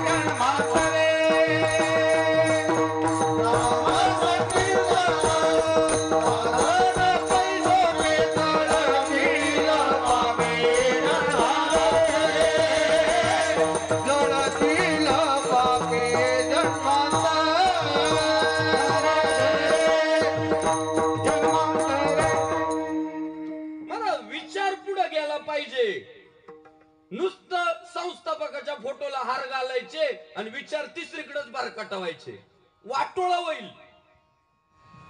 झालं का? नुसताच संस्थापकाचे पुतळे बसवायचे, त्याच्यावर फोटोला हार घालायचे आणि संस्थापकाचे विचार चालले चुलीत. एक वेळी फोटोला हार घालायला विसरले तरी चालल, विचार विसरता कामा नाही संस्थापकाचे. विचार बुडाला, व्यक्तिमत्व बुडाला. व्यक्तीला किंमतच नसते, विचाराला किंमत असते. आणि जो विचार पुढे घेऊन चालल ना, तोच खरा वारसदार.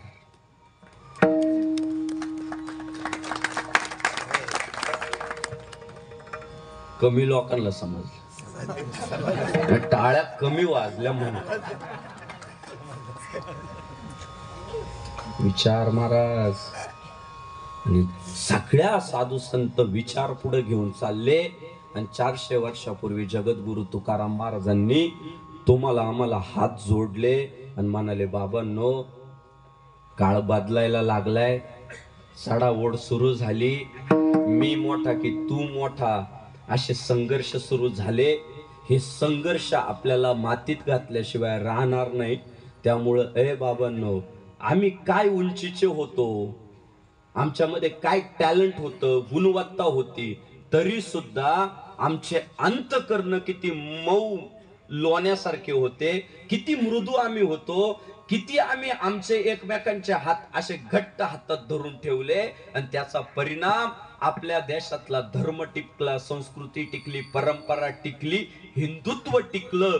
माझी तुम्हाला सगळ्यांना एकच विनंती आहे की आता इथून पुढच्या काळात सुद्धा आपण सगळ्यांनी धरसोड न करता, मतभेद न करता, वडाताण न करता, आपण सगळे एकमेकांचे हात हातात धरून एकमेकांना सहकार्य करून आपला धर्म टिकवूया. एक साय करू, एक साय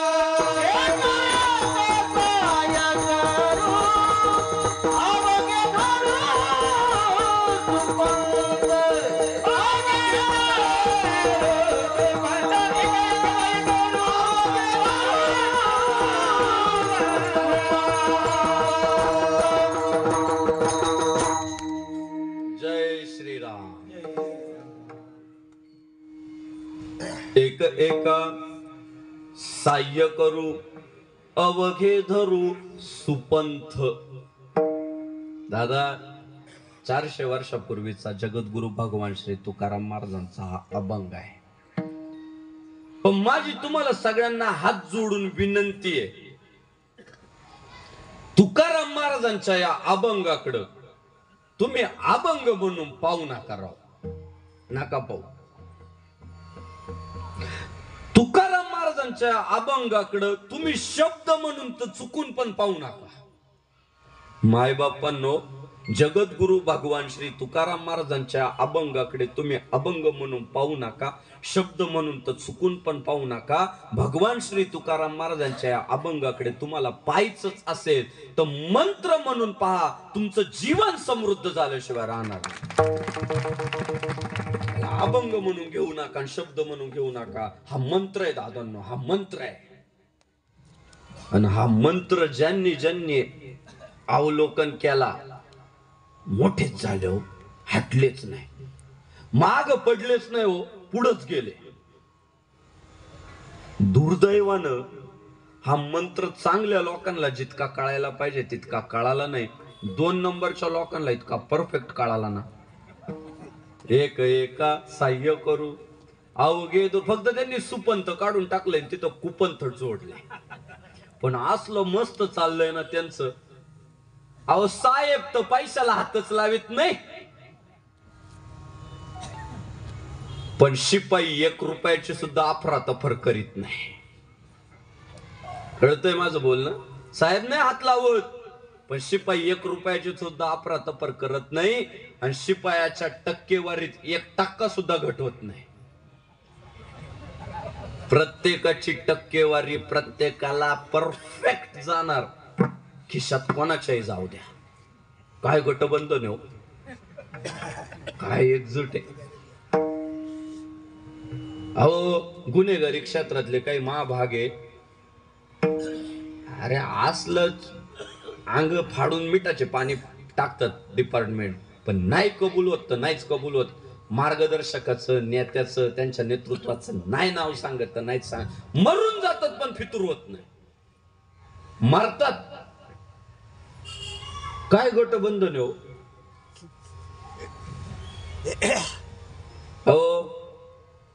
परिसरात काही पोरं असतात, प्रत्येक परिसरात ते पोरग राहतच, प्रत्येक राहत. अजून काय तेवढा महाराष्ट्र सगळीकडे बदललेला नाही, मी खात्रीने सांगू शकतो. तुमच्या परिसरात सुद्धा एक पोरग आहे, ते असे साईडने केस कापित आणि मधले केस घट बसवल्यावर गहू कसे उगावतात तसे असे वर करत. ते कधी तांबडे करतं, कधी निळे करतं, कधी पिवळे करतं. त्याला कारागीर असा भेटलाय, भुवयाला छर्रे मारून देतो. सिंगल, डबल, ट्रिपल अशी छर्रे मारून देतो भुवईला. टी शर्ट राहतं, त्याच्यावर लिहिलेलं असतं माकड चाळे. वेगळंच करतं ते, काहीतरी वेगळंच करतं ते. सामान्य नाहीच आहे ते परिसरात वेगळंच आहे ते. त्याच्याकडे एक गाडी आहे महाराज, ती यामाची नाही का, ती RX-100 RX-100. ते लय वाजत बघा, तिचं सायलेन्सर त्याने बदलून घेतलेलं आहे. ते जर कॉलनीतून गेलं ना, अख्खी कॉलनी जागी होती. मी एक दिवस विचारलं, एवढी का बरं तुझी गाडी वाजत रे? ते म्हणतं लोकसंख्या लय वाढायला लागली हो, आवाजाने परिसरातले म्हातारे माणसं मेले पाहिजे. असले घाणेरडे त्याचे विचार आहे. पण तुम्हाला सांगतो, परिसरात त्याच्या नादीने लागत बरं कोण? अजिबात नाही. पोरी चालल्या तर मागून हॉर्न वाजवील, खोकरल, पण पोरी सुद्धा त्याच्या नादीने लागत. पोरी मानाची समजूत घालून घेतात, जाऊ द्या पिसाळलेल्या कुत्र्याच्या कुठं नादी लागत, मानाचीच समजूत घालतात. का एकीची हिंमत नाही होत बुवा सँडल काढून त्याला फेकून मारू. नाही नाही नाही, तो माणूसच बघा, मी पुढे सांगतो तुम्हाला.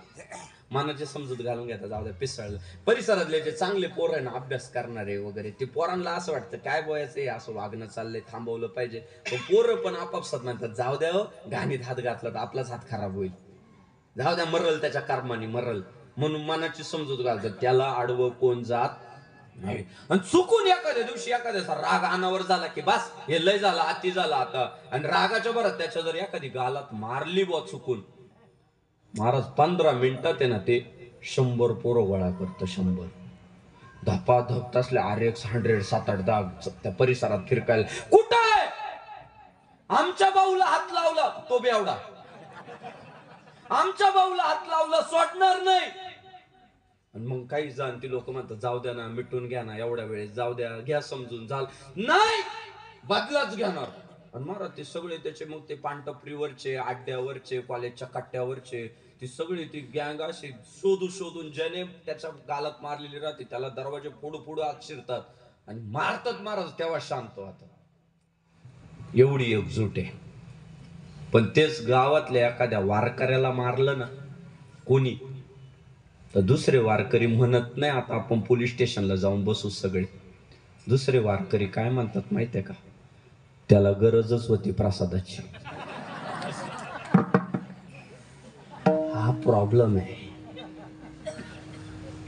ते काय म्हणणार, त्याला लवकर मोठं व्हायचं होतं, लई पोस्ट टाकायला लागला होता तो, आता जिरली त्याची, आता नीट होईल तो. हे कोण म्हणतात, चांगली माणसं एकत्र येत नाही म्हणून चुकीची माणसं राज्य करतात. बस एवढाच प्रॉब्लेम आहे. आणि हा तुकाराम महाराजांच्या लक्षात आलेला आहे. म्हणून बघा, एकट्याचा नोहे खेळ मनोनी मेळ मेळविला, अहो तुम्ही आम्ही खेळी मेळी गदारोळी आनंदे. हा वारकरी संप्रदाय जे पाय रोवून आहे ना, तो स्वतःला मोठं म्हणत नाही तर दुसऱ्याला मोठं म्हणतो, त्याचा हात हातात धरतो, तेव्हा ही संघटना मजबूत होते. इथं सगळ्यांना सोबत घेऊन चाललं जातं, एकट्याकडे श्रेय ओढलं जात नाही. जेवढा आपला समाज संघटित होईल तेवढा टिकणार आहे. कारण कलियुगातलं शास्त्रच आहे, संघ शक्ती कलियुग आहे. कलियुगाची ताकद काय तुम्हाला सांगतो. कलियुगामध्ये तुमच्या खिशात किती पैसा आहे काही किंमत नाही, तुमचा बाप दुसरा कोणतरी आहे. कलियुगामध्ये तुमच्या अंगात किती ताकद आहे काही किंमत नाही, तुमचा बाप दुसरा कोणतरी आहे. पण कलियुगामध्ये तुमच्या फोनवर किती पोरं जमा होतात यालाच किंमत आहे. तुमच्या एका फोनवर तुम्ही पोरं किती जमा करू शकता, तुमची संघटना किती मजबूत आहे, तुम्ही माणसं किती जोडलेली, याला किंमत आहे दादा. मुंबईतच एक म्हातारी मरून पडली होती, वास सुटला तरी कोणाला माहित नाही का, पोरं अमेरिकेत शेजाऱ्यांना कधी बोललीच नाही, गेली सडून मेली.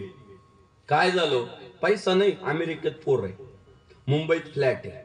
पण काय झालं की शेजारी जाऊन कधी म्हणण्याचीच इच्छा झाली नाही, मी शिरा बनवला, कसा झाला सांगा बरं, ही इच्छाच झाली नाही कधीच. अरे फुलाला फुल लावली की फुलांची फुलमाळ तयार होते, दिव्याला दिवा लावला की दिव्यांचे दीपमाळ तयार होते, आणि माणसाला माणूस जोडत गेलं की माणुसकीचं नातं तयार होतं. प्रेमाने जोडलेली चार माणसं आणि त्यासाठी लागणारे गोड शब्द, हे भांडवल ज्याच्या जवळ असतं तो जगातला सर्वात श्रीमंत माणूस असतो. म्हणून इथून पुढच्या काळात तुम्हाला आम्हाला जर काय करावं लागणार आहे तर पहिल्यांदा गटबंधन तयार करावं लागणार आहे. तुम्ही म्हणाल मग काय करायचं, तुकाराम महाराजांचं मत जर खरं करायचं असेल तर तुम्हाला आम्हाला आता एका मुद्द्यावर यावं लागल. ब्राह्मण, मराठा, वंजारी, सुतार, कुंभार, माळी, तेली, चांभार या जातीपातीत विभागल्या न जाता इथून पुढच्या काळात तुम्हाला आम्हाला हिंदू म्हणून एकत्र यावा लागणार आहे, तेव्हा महाराष्ट्राचं महानत्व टिकणार आहे. आज आमची तरुण पोरं खूप सावध झाली. महाराज आमच्या पोरांना जर विचारलं ना, तू ब्राह्मण आहे का, ते नाही म्हणतो. तू मराठा आहे का, नाही. तू माळी आहे का, नाही. तू सुतार आहे का, नाही. तू वंजारी आहे का, कुंभार आहे का, नाही. आम्ही हिंदू आहे. स्वर्गीय हिंदू हृदय सम्राट बाळासाहेब ठाकरे तेव्हा म्हटले होते ना, गर्व से कहो हम हिंदू है. त्याची अंमलबजावणी 2024 मध्ये सुरू झाली. आणि महाराष्ट्रातल्या जनतेला माझं विनंती आहे, आपण सगळं विसरलो तरी चालेल, बाळासाहेबांचे शब्द कधीच विसरता कामा नये. ते शब्द कालही महत्वाचे होते, आजही महत्वाचे, पुढेही महत्वाचेच राहणार आहे. आणि सगळे साहेबांचे शब्द खरे वाटायतो. सगळे साहेबच म्हटले होते, गर्व से कहो हम हिंदू है. तेव्हा इथले सर्व धर्म समभाव वाले, धर्मनिरपेक्षतेवाले मस्करी उडवत होते, काय जोक मारते. त्यांना वाटलं हे कधीच होणार नाही. पण तो दिवस उजाडलाच जेव्हा भारतातली जनता हिंदुत्वाच्या नावाने एकत्र आली. हे बाळासाहेबांचे होणारे शब्द आहे खरे. हिंदू हृदय सम्राट बाळासाहेबच कडाडले होते संभाजीनगर मध्ये पहिल्यांदा की औरंग्याचा औरंगाबाद नाहीये तर माझ्या धर्मवीर संभाजी महाराजांचं छत्रपती संभाजीनगर आहे. तेव्हा सुद्धा थट्टाच उडवली गेली. काय जोक मारताय, टाळ्या घ्यायसाठी वाक्य बोलताय. पण गेला काळ आणि बाळासाहेबांच्याच पाठ्यांनी करूनच दाखवलं ते औरंगाबाद नाही तर छत्रपती संभाजीनगरच. सगळे साहेबांचे शब्द खरे होत आहे. आणि ते साहेब या मुंबई नगरीत वाढले, संघटना मुंबईतून वाढली, पायाभरणी मुंबईतनं झाली. म्हणून तुम्हाला आम्हाला अभिमान वाटला पाहिजे की महाराष्ट्रातलं हिंदुत्व टिकवण्यामध्ये मुंबईचा सिंहाचा वाटा आहे. कारण हिंदू हृदय सम्राट बाळासाहेब ठाकरेंना पहिल्यांदा साथी मुंबईनेच दिली. खूप मोठ्या गोष्टी आहे. काय महाराज, काय काय काय संघटना बांधावी, काय माणसं जोडावी. पानटपरीवाले पोर आमदार करून दाखवावे, भाजी विकणारे पोर आमदार करून दाखवावे. आयुष्यभर कधी कुठल्या पदाला स्पर्श केला नाही, पण सर्वसामान्य पोरांना खुर्च्यांवर बसवलं म्हणून बाळासाहेब श्रेष्ठ ठरले. तो एक एका साह्य करू अवघे धरू सुपंथ. सुभाष महाराज अभंग जर कुणाला लागू होत असेल तर माझ्या हिंदू हृदय सम्राट बाळासाहेब ठाकरेंना लागू होत. ते आपल्याला शिकावं लागणार आहे. मी तुम्हाला हात जोडतो की जेव्हा विषय धर्माचा येईल ना तेव्हा तुमचा पक्ष, संघटना, नेते गुंडाळून समुद्रात फेकायचे. का? तुम्हाला समुद्र जवळ आहे, पण बाजू धर्माची घ्यायची. आज अनेक लोक म्हणतात की राम मंदिर हा राजकीय विषय, राम मंदिर हा राजकीय विषय, राम मंदिर हा राजकीय विषय. अरे मूर्ख माणसा, राम मंदिर हा राजकीय विषय नाहीये. हिंदुस्थानातील निष्ठावंत राजकारण्यांनी हिंदुत्वाची केलेली सेवा म्हणजे राम मंदिर आहे. राम मंदिर हा कधीच राजकीय विषय नव्हता, नाही आणि पुढेही राहणार नाही. राम मंदिर हा धार्मिकच विषय होता, धार्मिकच विषय आणि धार्मिकच विषय राहील. मला सांगा, तुमच्या परिसरातल्या आमदारांनी जर एखादा सभा मंडप परिसराला दिला तर तो सभा मंडप आमदाराचा राहतो का गावाचा होतो? का विरुद्ध पार्टीचे म्हणता बा त्या मंडपात आम्ही जाणार नाही? सगळे दावे तिथंच घालतात, सगळे लग्न समारंभ तिथंच होतात. का? तो सभा मंडप त्याचा राहिला नाही, तो गावाचा झाला, तो धर्माचा झाला, तो संस्कृतीचा झाला, परिसराचा झाला. तसा राम मंदिराचा प्रश्न कोणी मार्गी लावला हे महत्वाचं नाहीये, हिंदुत्वाचा विषय मार्गी लागला हे महत्वाचं आहे. आणि म्हणून दादांनो, माझी एवढीच अपेक्षा आहे की आज सोनेरी दिवस आले, अभिमानानं टिळे लावून पोरं मिरो हे असे असे असे कुंकू पाहिजे कपाळाला. बघा, असे कपाळभर कुंकू पाहिजे. जगाच्या कोणत्या कोपऱ्यात गेले तरी जगाने ओळखलं पाहिजे हिंदूंचे बछडे. आणि माझी तर आता विनंती आहे, एवढा सुवर्ण काळ चाललाय ना, तुम्ही जेव्हा टिळा लावून रस्त्यावरनं चालताना लोक अभिमानानं तुम्हाला जय श्रीराम म्हणता, याच्यापेक्षा काय हिंदुत्वाचे दिवस पाहिजे आपल्याला? आता मस्करी नाही ओढ. टिळा लावल्यावर तुम्हाला कोण गुंड नाही म्हणणार, भाई नाही म्हणणार, गुन्हेगार नाही म्हणणार.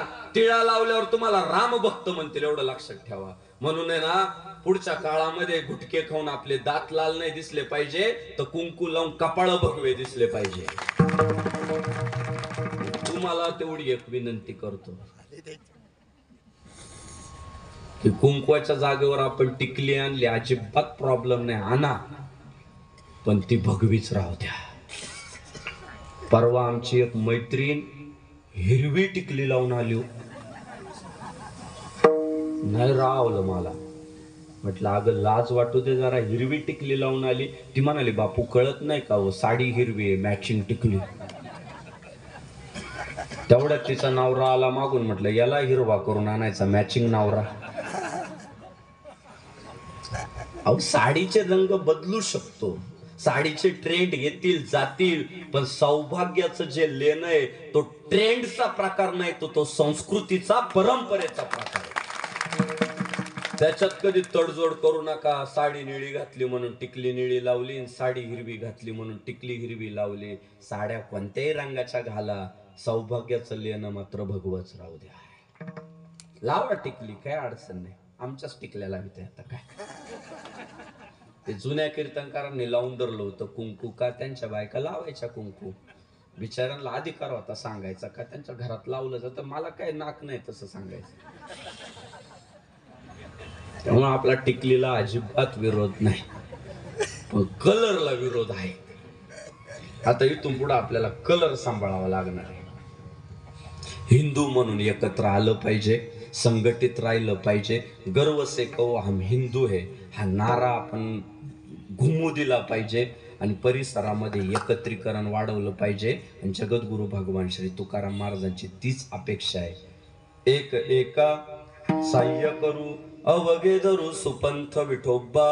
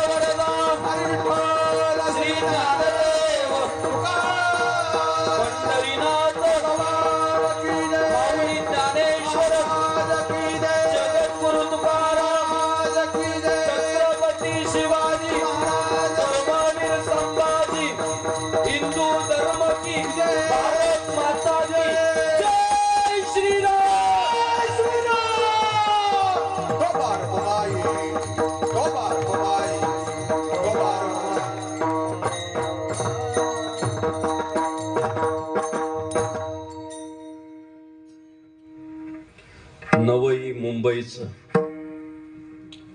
नाविन्य टिकवण्याचं काम तुम्ही नेहमीच करताय. प्रामाणिकपणे तुम्हाला सांगतो, मुंबईत कीर्तन असलं का मॅपवर जर 3 तास दाखवत असेल तर मी 5 तास आधी निघतो. का? मला माहिती आहे 2 तास ट्रॅफिक मध्ये जाणार आहे. पण या परंपरेला सुरुंग लावण्याचं काम जर कोण करतेय तर नवी मुंबई करते. परफेक्ट, कुठं ट्रॅफिक जाम नाही. त्याचं एकमेव कारण नवी मुंबईतील रस्ते म्हणजे बोळा नाहीये तर सुसज्ज अशा प्रकारचे भव्य रस्ते.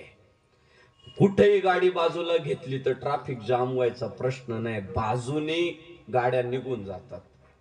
खरं सांगू तुम्हाला, आज नवी मुंबईत आलो पण मला वाटलंच नाही मी पुणे सोडलं. असं वाटतं पुण्यातच आहे.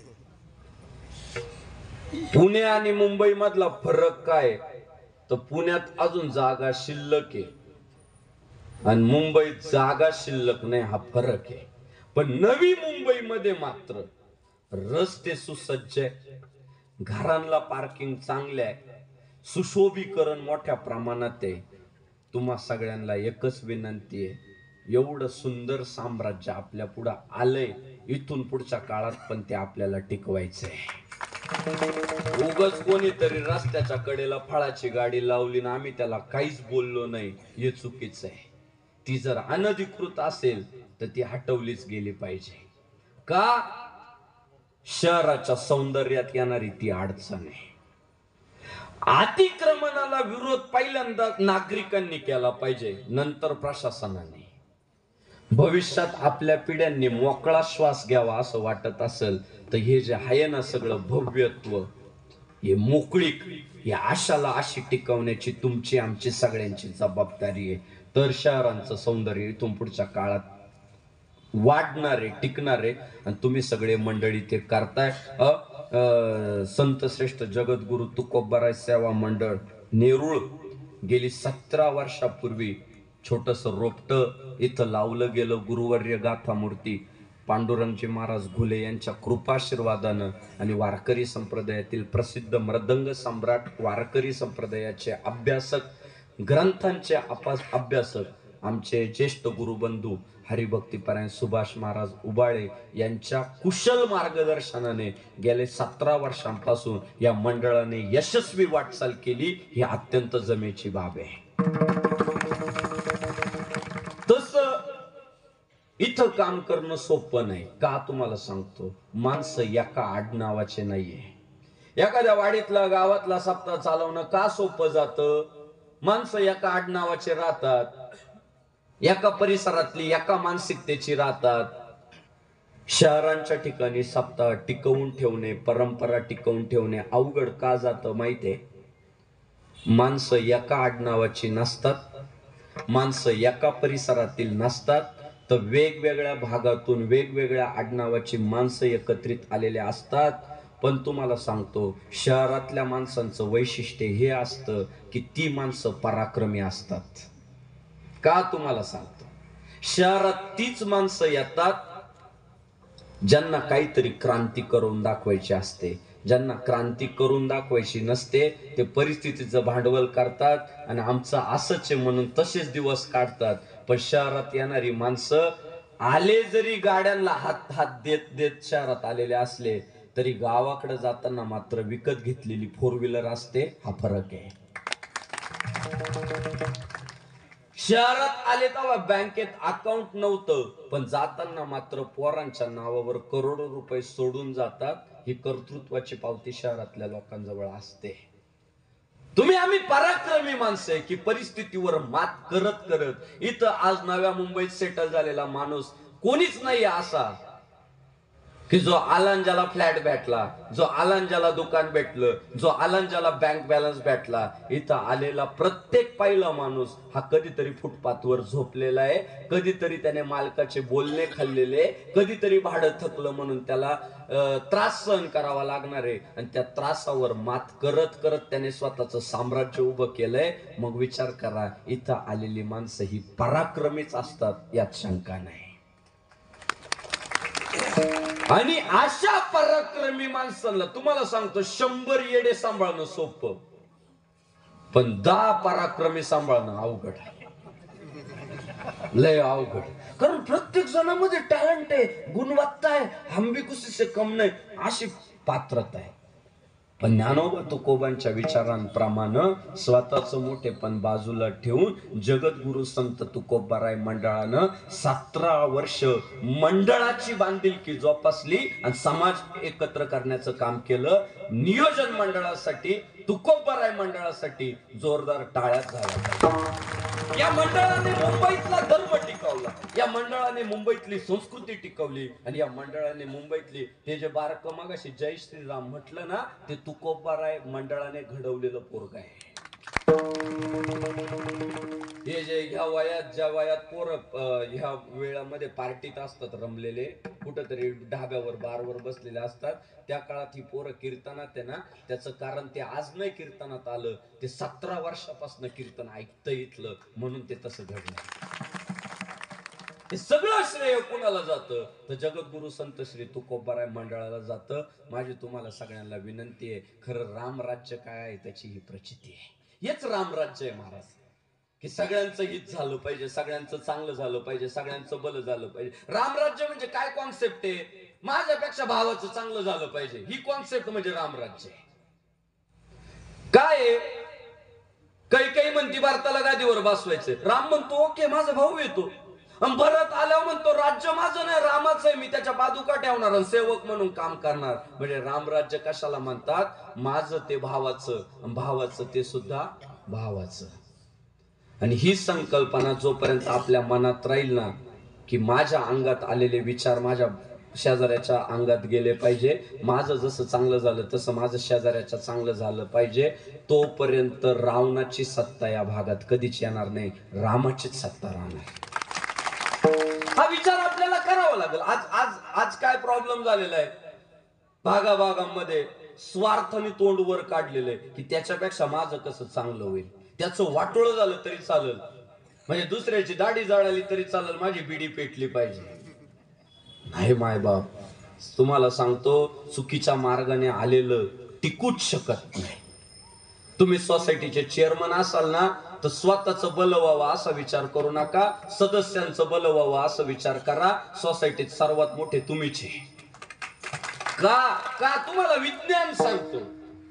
स्वतःच्या अंगणात फुलं पडावे असं जर वाटत असेल तर फुलाचं झाड हे शेजाऱ्याच्या अंगणात लावावं लागतं, तेव्हा फुलं आपल्या अंगणात पडतात.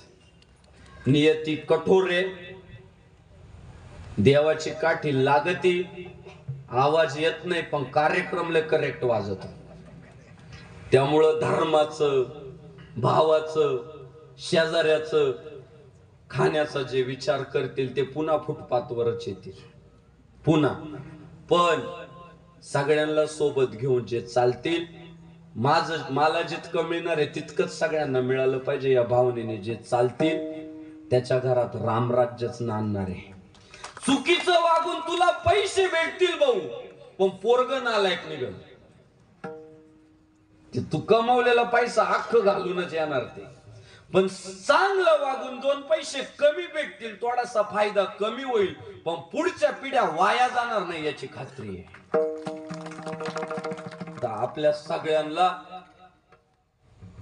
एकमेकांना सहकार्य करत करत करत करत एकमेकांच्या हातात धरत धरत पुढं पुढं चालत गेलं पाहिजे. पुढच्या पिढ्या आपलं पाहून शिकतात, आपलं पाहून शिकतात. आज तुम्ही आम्ही म्हणतोय पोरांना मोबाईलचं वेड लागले, पोरांना मोबाईलचं वेड लागले, पोरांना मोबाईलचं वेड लागले. कधीतरी आरशात पाहू ना, आपण आरशात पाहू. मोबाईल मध्ये पाहायचं जिरे टाकायचे, मोबाईल मध्ये टाकायचं हळद टाकायची, मोबाईल मध्ये पाहायचं भाजी टाकायची, पार फोडणीचं दुराडा होतं तरीच लक्ष नाही. आणि तसल्या फोडणीची आमटी आमच्या वाट्याला आली की गोमूत्राची आठवण झाल्याशिवाय राहत नाही. तुम्ही मोबाईल मध्ये पाहून चपात्या लाटायला लागल्या, मोबाईल मध्ये पाहून भाज्या करायला लागल्या. मग पोरं सुद्धा म्हणतात होमवर्क करताना मोबाईल पाहिजे म्हणतात. होमवर्क करतो मोबाईल दे, जेवण करतो मोबाईल दे. का प्रत्येक कामात तुम्हाला आम्हाला मोबाईल लागायला लागला का नाही? महिला मोबाईलच्या ऍडिक्ट झाल्या का नाही मला सांग. नाही झाल्या. मग किचन मध्ये काय काय मोबाईलचं फोडणीत टाकायचंय का तो? तिकडे ठेवून द्या ना तो बेडरूम मध्ये, काम चालू आहे तोपर्यंत. सारखा पोरांना तेच आपलेच शिकू राहिले, पोरं आपलंच शिकताय. तुम्ही आम्ही ड्रायव्हिंग करताना तेच, जेवताना तेच, माणसात बसलं की ते. अहो परवा जेवायला बसलो, ते आमचे एक जोडीदार मोबाईल मध्ये पाहायचं, खायचं, मोबाईल मध्ये खायचं. माय देखत त्याने किडूक खाल्लं, डायरेक्ट किडूक खाल्लं. मला नाही रावलं, म्हटलं अहो किडूक खाल्लं तू का? ते म्हणतं नाही नाही म्हणू काय. बरं मला नाही रावलं श्रुतिका. मी त्याला विचारलं, त्या बाईला विचारलं, म्हटलं का हो भाजीत मनुके टाकले का? ती म्हणाली आमच्या घरात मनुकेच नाही, किडूकच खाल्लं. आपण पुढच्या पिढ्यांपुढे आदर्श ठेवत असतो. सगळ्या गोष्टींशी तडजोड झाली तरी चालेल, धर्माशी तडजोड होता कामा नये. येतो धर्मस्ततो जयः. तुकाराम महाराजांनी सांगितलं धर्माचे पालन करणे पाखंड खंडन. तर पहिल्यांदा आपल्याला धर्म महत्वाचा आहे. तर धर्म संस्कृती परंपरा घेऊन पुढे चालू, खूप मोठे होऊ, खूप श्रीमंत होऊ, पण परंपरेची नाळ मात्र तुटू देणार नाही. हे बघा, एखादा पक्षी जेव्हा आकाशात झेप घेतो ना, त्याने खूप उडालं पाहिजे, खूप उंच गेलं पाहिजे, पण किती उंच गेल्यावर पुन्हा खाली आल्यावर खोपा सापडला पाहिजे. आज उंच उडण्याच्या नादात माणसं खोपा विसरून जायला लागली. आपली संस्कृती, आपली परंपरा, आपले आईबाप, आपले सगळे सोयरे यांना विसरून उडत, त्यांना काय म्हणतात माहितीये का? हरवलेले म्हणतात. आपल्याला हरवायचं नाही तर उड्डाण करत करत पुन्हा धर्मापाशीच यायचंय, तो टिकवायचा आहे. एक एका साह्य करू अवघे धरू सुपंत ज्ञानेश्वर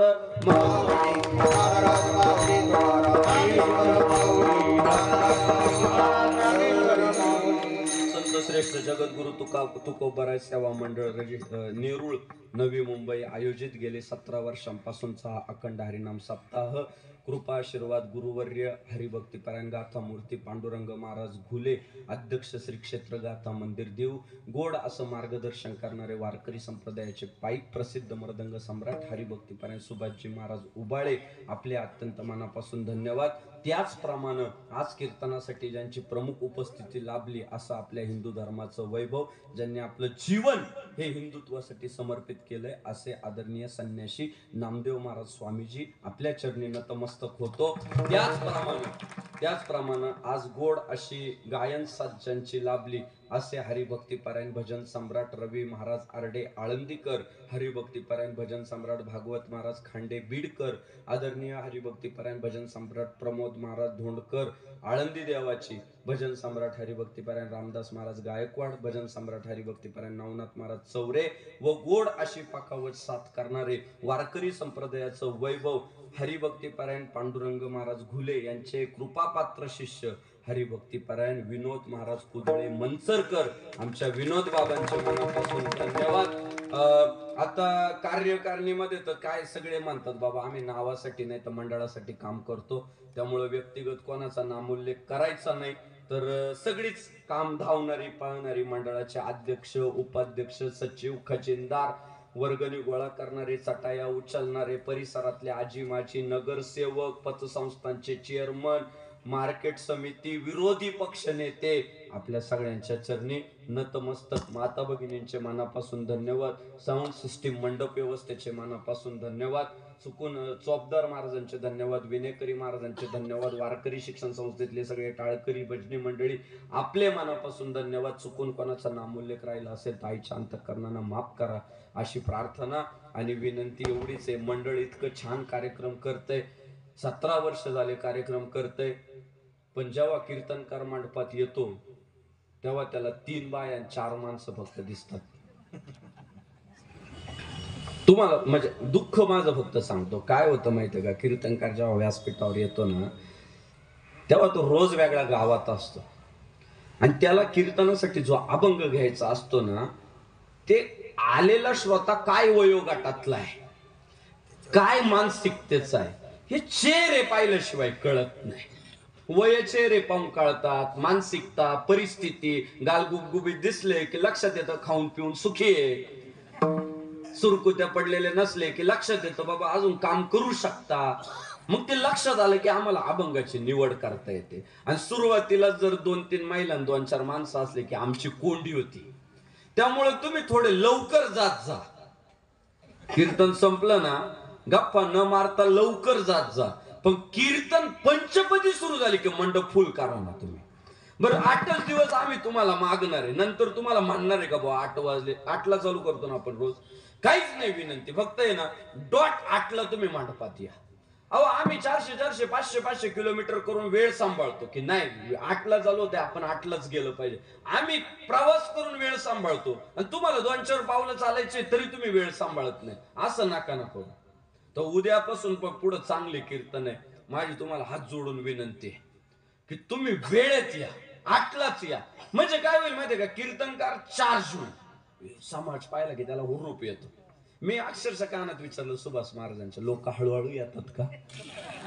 ते लाजले बिचारे, त्यांना वाईट वाटलं घे राव बापू नाराज झाला का काय, ते म्हटलं नाही नाही फुल होतंय अख्खं, त्यांनी पुन्हा मला पंप केलं, त्या अपेक्षेवरच मी आता फुल होईल मग फुल होईल, तुम्ही चाल होईल झाली तेव्हा फुल केलं पाहिजे। माहिती तुम्हाला हात जोडून काय नाही धर्मासाठी मारा, तुकाराम महाराजांनी सगळं गमावलं, पैसा गेला बायको मेली जाऊ दिलं सगळं, पण धर्माशी तडजोड नाही केली, संसाराच्या नावे घालून या शून्य वाढता हा पुण्य धर्म केला। तुम्ही आम्ही बँकेत वेळेवर जातो, शाळेत वेळेवर जातो, डिपार्टमेंट मधनं फोन आला तर पहिलं साहेब याच्या आधी तिथं जाऊन बसतो, पण धार्मिक कार्यांना मात्र टाळाटाळ करतो, ते करू नका। 8ला म्हणजे 8ला उद्या मंडप फुल झाला असा मला सुभाष महाराजांचा फोन आला पाहिजे, उद्या मी तेवढी अपेक्षा करतो। बस मागून टाळ्या वाजल्या म्हणजे उद्या सक्सेस आहे। त्यांनी टाळ्या वाजल्या म्हणजे त्यांनी सांगितलं बापू डन, तर तुम्ही टाळ्या वाजून काय तुम्ही येतातच रोज लवकर, तर सगळ्यांकडून तेवढी अपेक्षा आहे। जय श्रीराम। 22 जानेवारी 2024ला दिवाळी साजरी करा, जल्लोष वाहू द्या, आनंदोत्सव करू द्या। तुम्हाला आम्हाला पुढच्या पिढ्यांना सांगायला होणार आहे की मूर्तीची प्राणप्रतिष्ठापना झाली तेव्हा आम्ही जिवंत होतो, आम्ही याची डोळा तो 16 पाहिलेला आहे, आपल्याला सांगायला होईल। जसं 92ला ज्यांनी मस्जिद पाडली ते सांगा ते आम्ही पाडायला होतो, तसं आपल्याला सांगायला होईल आम्ही दिवाळी साजरी करायला होतो. विठ्ठल जय जय.